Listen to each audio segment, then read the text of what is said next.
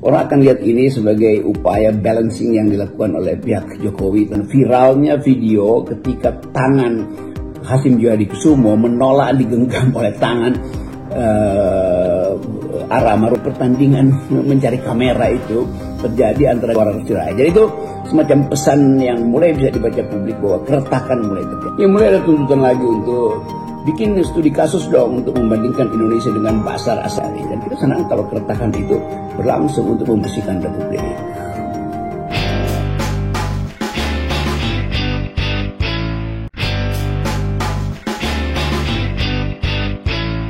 Setelah pemanggilan pemeriksaan KPK terhadap sekjen PDIP Saudara Hasto itu banyak masalah itu, tetapi orang tetap akan lihat ini dalam satu paket, yaitu pembusukan politik.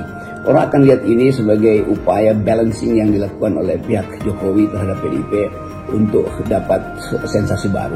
Tetapi sensasi yang betul-betul ada di benak publik hari ini tetap soal OCCRP, karena ini potensi untuk menyeret Pak Jokowi di dalam kasus pidana konstitusi, pidana korupsi, pidana kebijakan segala macam. Jadi kita lihat bahwa tetap faktor ini akan tetap memanaskan kepala atau dendam kemarahan dari para pendukung Jokowi. Dan itu yang akan jadi patokan pertama untuk melihat bahwa awal tahun ini politik akan sangat panas tuh. Dan duel di antara kekuatan-kekuatan yang saling mengincar ini akan dipakai oleh Prabowo untuk, saya kira, sebagai alasan untuk mereview isi kabinetnya tuh. Jadi mulai terlihat bahwa elemen-elemen Pak Prabowo itu dalam kabinet Pak Jokowi itu mulai dipersepsikan sebagai the fifth column, artinya mereka yang bersembunyi di situ. Fifth column itu istilah jurnalis, koloni kelima yang bersembunyi di situ untuk mencari keuntungan dari momentum. Dan kelihatannya pihak Gerindra memahami itu. Kita tanpa ragu kita mungkin bisa membuat jembatan analisis bahwa fakta-fakta terakhir ketika Prabowo mulai memperlihatkan sifat populisnya itu karena langsung attack, langsung menghadapi isu-isu yang mikro yang sebenarnya bukan tugas dia, itu soal damkar di Depok, soal anak SD yang kemudian akhirnya harus Presiden Prabowo turun tangan supaya anak itu bisa sekolah lagi karena dipersekusi oleh kepala sekolahnya sendiri di Sumatera Utara, soal pagar bambu yang panjang di mana presiden mesti ikut serta di situ. Jadi semua itu menunjukkan bahwa bagi Gerindra harus ada sinyal pada publik bahwa ketidakadilan yang berlangsung selama ini, kendati dianggap sebagai kelanjutan dari prosedur-prosedur sebelumnya, tetapi prosedur itu tidak berjalan. Karena itu akhirnya Prabowo mengambil alih isu-isu yang bahkan mikro itu. Pada saat yang sama, wakil presidennya berupaya juga untuk menunggangi opini publik dengan warawiri kemana-mana, dibekali oleh media massa yang mungkin bagian organik dari kepentingan Presiden Jokowi, karena Presiden Jokowi sendiri melakukan hal yang sama. Itu ada 191 polisi itu menjadi rombongan Presiden Jokowi melakukan peninjauan atau pemantauan keadaan di Banjarnegara tuh. Dan itu nggak ada hubungannya dengan kedudukan Presiden Jokowi sebagai makhluk politik yang sudah selesai prestasinya di bidang pemerintahan. Jadi orang mulai melihat bagaimana pertandingan isu ini, pertandingan mencari kamera itu terjadi antara Gerindra dan Jokowi itu. Dan saya kira ini akan berakhir bahwa Gerindra pasti akan ambil satu keputusan untuk cut loss atau cut off ide-ide yang masih berbekas pada presiden atau masih dibekaskan oleh Presiden Jokowi pada pemerintahan Pak Prabowo. Dan yang terakhir tentu orang kaget-kaget membaca atau menafsirkan viralnya video ketika tangan Hasyim Johadikusumo menolak digenggam oleh tangan Ara Maru Rakyat. Jadi itu semacam pesan yang mulai bisa dibaca publik bahwa keretakan mulai terjadi. Dan kita senang kalau keretakan itu berlangsung untuk membersihkan Republik. OCCRP ini akan diingat terus oleh sejarah. Dan itu yang akhirnya terbukti hari-hari ini. Masih berlangsung kemarahan netizen terhadap prestasi negatif Jokowi yang dilembagakan melalui trofi nomor 2 koruptor terbesar di dunia itu. Tetapi sekali lagi kita mesti terangkan sebetulnya bahwa upaya dari para pendukung Pak Jokowi untuk meminta pembuktian dari OCCRP itu tidak mungkin. Karena bagi mereka yang menuntut pembuktian kriminal itu, ya tidak, bagaimana mungkin pembuktian itu diberikan justru ketika Presiden Jokowi masih jadi penguasa. Satu waktu nanti, ya mungkin setahun ke depan, lalu mulai ada proses politik untuk membuktikan secara kriminal, secara pidana bahwa Jokowi itu koruptor berdasarkan justru temuan OCCRP. Jadi bersabarlah para netizen tuh.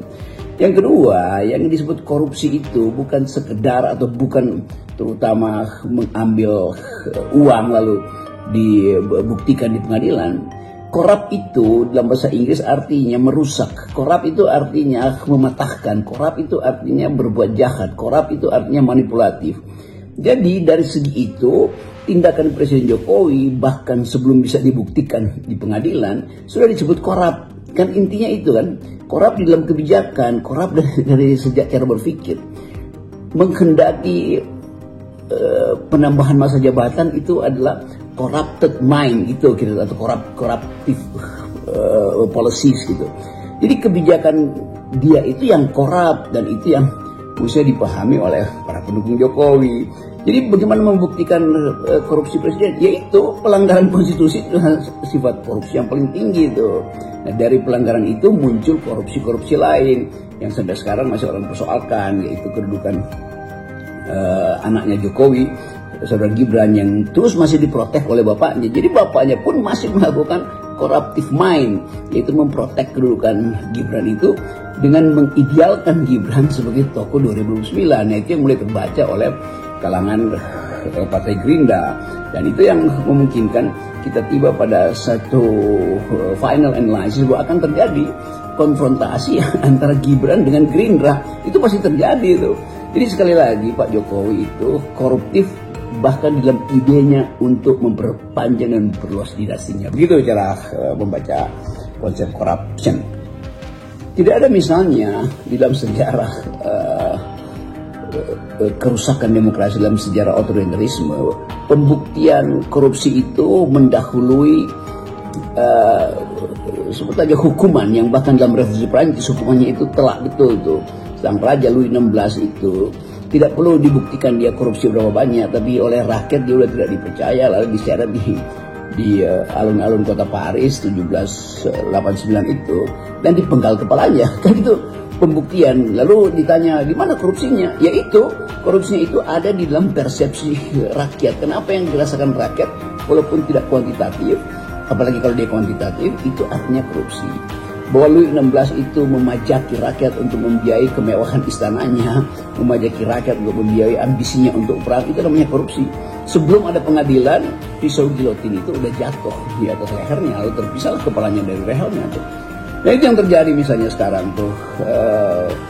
OCCRP itu semacam pisau gilotin dari netizen. Nah, kira-kira begitu saya mau terangkan tuh.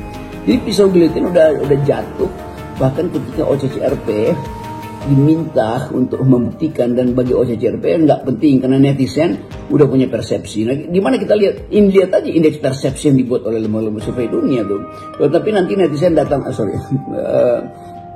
Pasar Jokowi akan tanya lagi, bagaimana mungkin indeks kita itu turun, dalam indeks kita itu memburuk dalam soal korupsi, kalau Presiden Jokowi masih dieluk-elukan oleh 82% pendukungnya. Yaitu artinya tautologi, mestinya dibuktikan terbalik bahwa kalau indeksnya persepsi publik itu, dunia itu meriset dan menemukan fakta bahwa Jokowi itu dalam era kepemimpinannya Indonesia itu makin buruk persepsi korupsinya, maka kita boleh tidak percaya 82% pendukungnya. Jadi kita mesti pilih keterangan para reviewer dan analis dunia yang tidak punya kepentingan dengan Indonesia selain kepentingan memberantas korupsi, dan lembaga survei yang disogok oleh Jokowi yang justru ingin memanipulasi angka likability pada presiden. Kan itu dasarnya kan.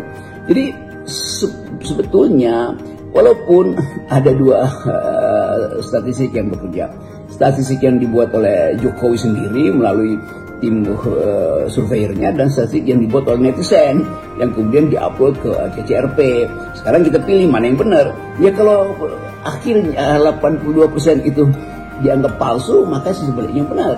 Jadi persepsi rakyat itu yang benar. Jadi kelihatannya kalau diukur-ukur bahwa memang yang disebut sebagai Vox Populi, Vox Dei, artinya bukan suara rakyat adalah suara Tuhan, tapi suara rakyat itu tidak mungkin dibatalkan oleh Tuhan. Itu maksudnya Vox Populi, Vox Dei itu. Jadi sekali lagi kita ada di dalam kecemasan bahwa OCCRP masih akan jadi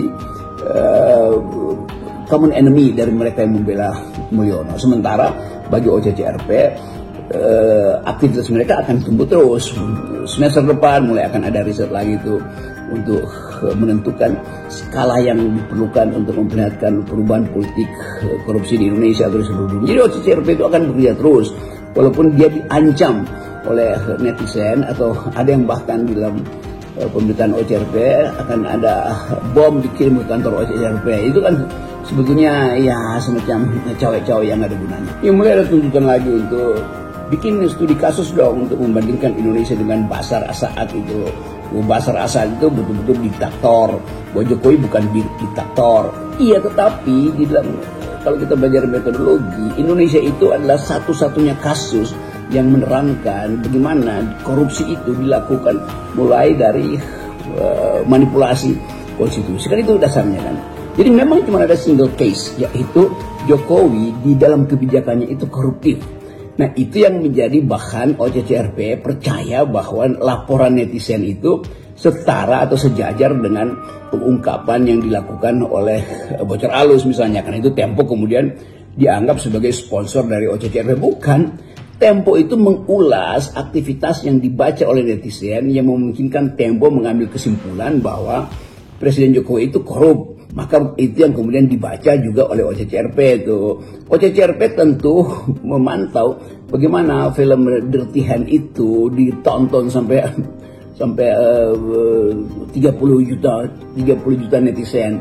Nah, pasti netizen yang nonton Dirty Hand itu juga punya hak untuk menominasikan Jokowi sebagai presiden terburuk atau sebagai koruptor. Jadi sekali lagi ini bukan soal nasionalisme atau demi NKRI harga mati, bukan. Ini adalah persepsi keadilan yang ditemukan oleh OCCRP setelah melakukan semacam kajian fenomenologis terhadap kasus korupsi di Indonesia yang memang tidak mungkin dibuktikan secara kuantitatif.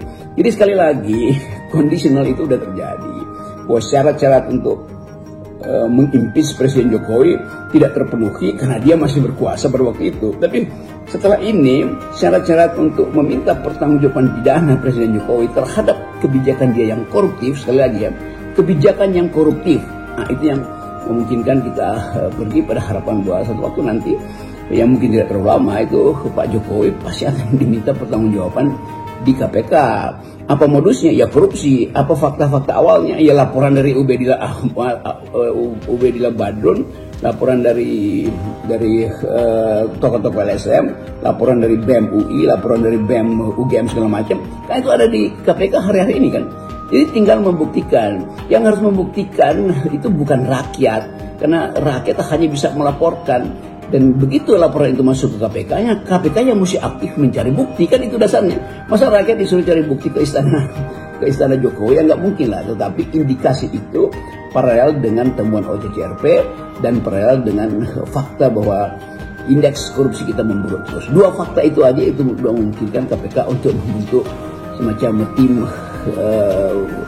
mengumpulkan bukti yang lebih lengkap. Jadi jangan minta rakyat membuktikan. Rakyat tidak punya akses terhadap sumber-sumber korupsi yang disembunyikan dalam bentuk dokumen, dalam bentuk videos yang mungkin sekarang itu yang lagi diedit dengan baik oleh Ibu Koni di Rusia.